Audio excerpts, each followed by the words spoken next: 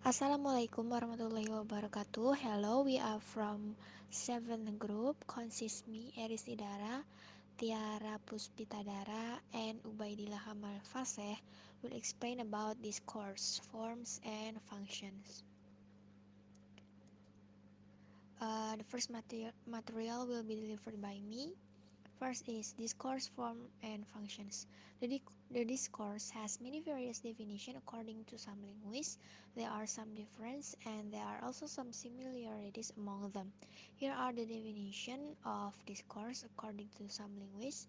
Discourse can be defined as a stretch of language consisting of several sentences which are perceived as being related in some ways. In another case, discourse are ways with words, deeds and interaction, thoughts and feelings, objects and tools, time and place that allow us to enact and recognize different socially situated identities.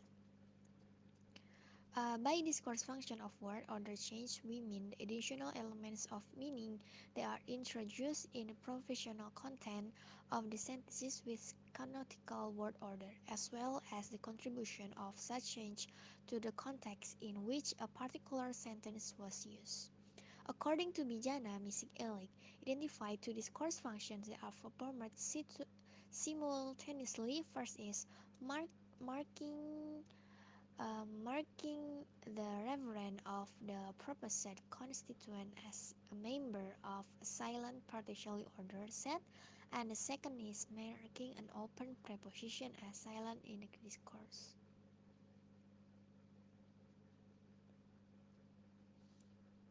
The next is conversation. Context maxim and rules. Conversation is the most prevalent use of human language. People sometimes use the terms of conversation to mean any spoken encounter or interaction. Conversation refers to a time when two or more people have the right to talk or listen without having to follow a fixed schedule. In conversation, everyone can have something to say and anyone can speak at a time. In everyday life, we sometimes refer to conversation as a chat. In conversation, there are a maxim. A maxim is an apositic principle of conduct. So, in conversation, there are for many functions, and um, Heidegger's maxim of conversion, which held to follow form a cooperative principle that informs conversation. Maxim of politeness is part of rational conversation among potentially aggressive parties. According to Listio Ariani, there are four maxims of conversation that should be obeyed in order to make the speakers can cooperate each other.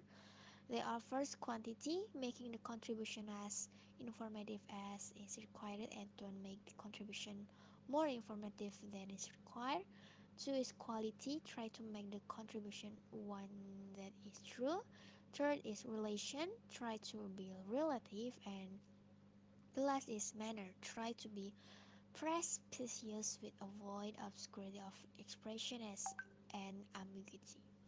So the next is in communication, people have to follow the maxims, but evidently, there are many cases which happen in the talk exchange that do not follow them. There are three ways of applying cooperative principles based on the implementation of these maxims. First is obeying maxim. If the speakers follow the maxim, is a fairly the right way. However, is what really an address to amplify what he says by some straightforward inference. Second is floating maxim. When the speakers pray to not follow the maxim but expect hearer to appreciate the meaning implied. And the third is fielding maxim. Fielding conversational maxim means to go against the maxim, causing the communication failed. Violation is common in standard conversation, written and spoken. So the next material will be delivered by Tiara, Puspita, Dara. Alright, I will explain about the conversational principle and maxim. In social science generally and language specifically, the cooperative principle describes how people achieve effective conversational communication in common social situations. That is how listener and speaker act cooperatively and mutually accept one another to be understood in particular way. Here, Grace succinctly calls this postulate conversation maxim or principle. There are four maxims. The first is quantity. In simple terms, the maxim of quantity is to be informative. It there is make our your contribution as informative as required. It is for the current purposes of the exchange, and also do not make your contribution more informative than is required. And then the next is maxim of quality or truth. In simple terms, the maxim of quality is to be truthful. In this maxim explain that trying to make your contribution one that is true and do not say what you believe is false, and also do not say that for which you lack adequate.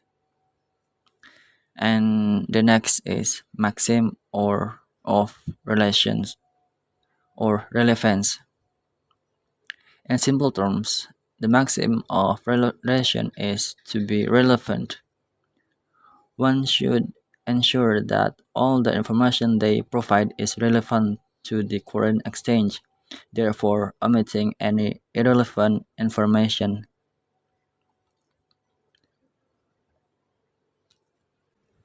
And the next is maxim of manner or clarity.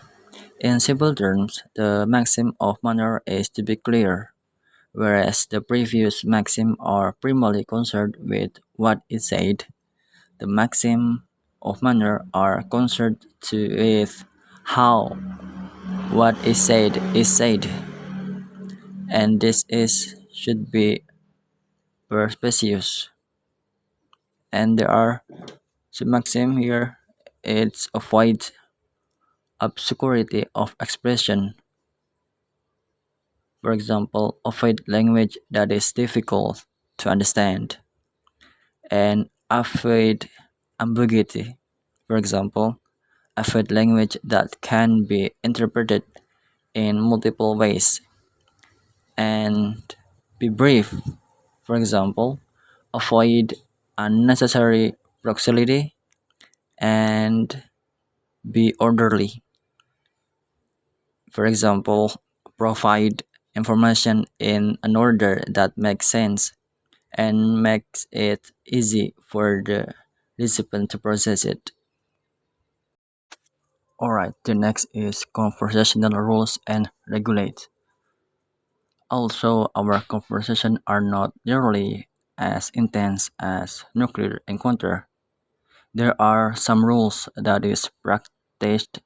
It will greatly improve the effectiveness of our conversational engagement.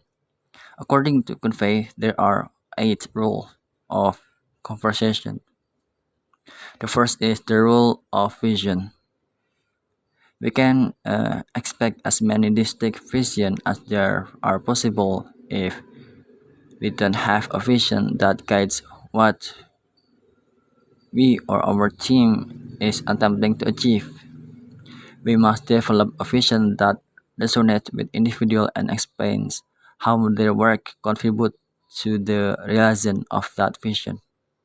And number 2 is the role of expectation. If we are clear about our expectation of other, we can change the likelihood that we will to be clear to others. When we do not obtain what we want, we must first examine ourselves and how we communicate it.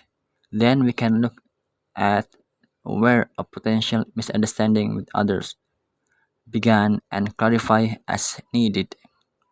And number three is the role of specific feedback. This role is closely related to the role of expectation. People are looking for input, whether it's constructive or good. Lack of feedback breeds uncertainty in other thought and wastes time and emotion as individuals struggle to figure it out if they are doing a good job. And number four is the rule of reflection. It is possible that what we get is the same as we give. Check ourselves if we notice someone becoming upset and their nonverbal conduct becoming exaggerated or empathic while communicating with them.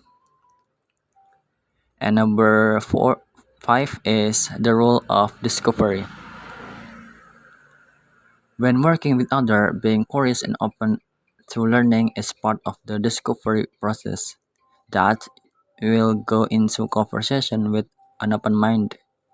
We'll ask them some question and pay attention to their answer. We'll be able to notice and suspend our judgment while striving to learn about what and understand the person and whom we're speaking. And number six is the role of connectivity. Uh, Being present and honestly listening to what others have to say is key to connecting with them. When we are with someone, pay attention to all of the message you're sending. Pay attention to the tone and their voice, the word they use, and the nonverbal conduct they exhibit. All of these actions are intended to convey a message. The problem is that the majority of individuals aren't particularly proficient in reading this signal. And number six is the role of appreciation. Appreciation is too rare, yet it takes so little and to notice what people are doing. To publicity acknowledge their efforts, to express gratitude for their deeds. Everyone wants to be recognized and praised for their effort. Ta- Taking the time to do so validates their work and expressing gratitude for their effort. And the last is number eight, the role of respect. In both word and behavior, everyone expects to be treated with dignity and respect. This implies that we communicate it in a courteous manner. It means that we back each other up rather than throwing each other under the bus. It means that we follow through on our promises and commitments to one another. It means that if we have an issue with someone, we should talk to them instead of gossiping behind their back. When dealing with others, the respect is frequently at the base of our position. Remember that over time, respect leads to trust, which leads to loyalty and commitment. Alright, direct. The next material will be delivered by Tiara Puspita Dara. Okay, the next material will be delivered by me, Tiara Puspita Dara. So the next material is speech act theory, categories, and problem. First, speech act theory. Speech act theory accounts for an act that a speaker performs when pronouncing in utterance, thus serving a communication function. Since speech acts are tools that allow us to interact in real-life situations, uttering a speech act requires knowledge of the language and its appropriate use within a given culture. Speech act theory was first developed by G.L. Austin, whose seminal Oxford lectures in 1952 marked a significant development in the philosophy of language and linguistics. Many philosophers and linguists study speech act theory as a way to better understand human communication. According to Kamal in 2002, part of the joy of doing speech act theory from my strictly first person point of view is being more and more mindful of how many surprisingly different things we do when we talk to each other. Next, speech art categories. According to Rahardi 2005 and Rusminto in 2012, there are several types of speech act. First, locutionary act. Locutionary speech act are speech act to express something. The meaning of the speech conveyed is usually a fact or actual situation. In locutionary speech act, the information conveyed in the truth. This speech act doesn't contain a hidden meaning behind the speech and doesn't require specific action or effect from the interlocutor. Locutionary act are speech act with words, phrases, and sentences according to the sentences contained by those words, phrases, and sentences. The example of locutionary speech act are whales are mammals. The utterance is uttered solely to say something, without the intention to do something, let alone effect the interlocutor. The information conveyed in this example is in the form of conveying the fact that whales are classified as mammals. Next, illocutionary act. Illocutionary speech act are speech acts that contain hidden meaning or other meaning desired by the speaker for the speech partner. Illocutionary speech acts are speech acts that contain the power to perform certain action in relation to saying something. When the speaker pronounces an utterance in the fact, they also take action, namely conveying his or her intention or desires through the utterance. Illocutionary acts are usually divided with explicit performance sentence. This illocutionary act is usually related to giving permission, saying thanks, ordering, offering, and promising. Surly classification of speech act as a response to Austin's speech act theory. John Surly in 1975, a professor from the University of California, Berkeley, classified illocutionary act into 5 distinct categories. First, assertives. Assertives is a speech act bind the speaker to the truth of what they say. For example, stating, suggesting, boasting, complaining, and claiming. Second, directives. Directive is a speech act are carried out by the speaker with the intention that the interlocutor performs the action mentioned in the speech. For example, ordering, begging, demanding, and advising. Third, expressives. Expressives is a speech act whose form of speech serves to express or show the psychological attitude of the speaker towards a situation. For example, thanking, congratulating, apologizing, blaming, praising, and condoling. Next, commissive. Commissive is a speech act whose speech form function to express promises or offers, for example, promise, swear, and over something.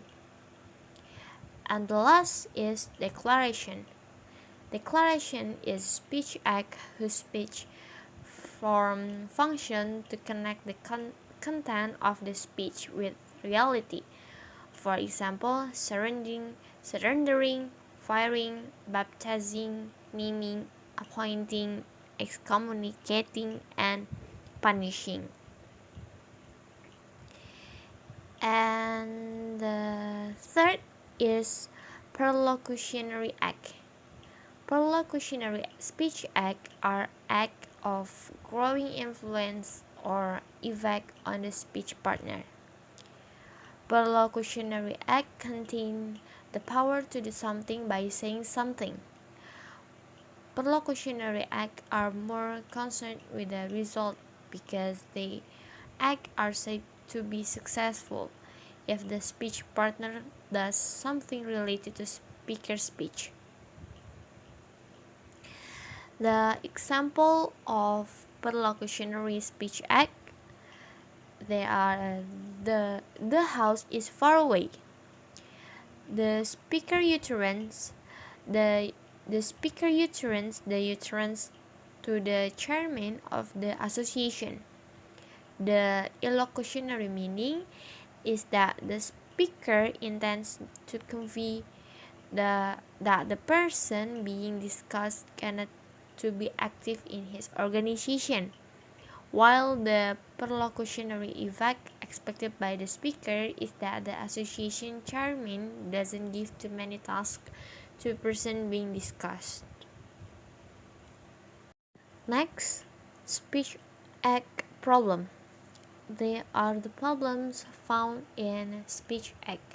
They are first, difficulty in mastering vocabulary, second, still using English, but the frequency is very small. And the third, differences in one motivation can affect the mastery of English. Next, not familiar with English in the country of origin. And the last is lack of interaction with native English speaker. And last is conversational exchange. Conversation exchange is a way to practice the language you would like to learn with a native speaker of that language, who in their turn knows the language that you speak fluently. You speak English and want to learn French, and you want to find a language partner for your French conversation exchange. At that time, many French people would like to improve their English skill. They are eager and happy to practice with you. As you can see, this is the win-win strategy when you both benefit from this French-English conversation.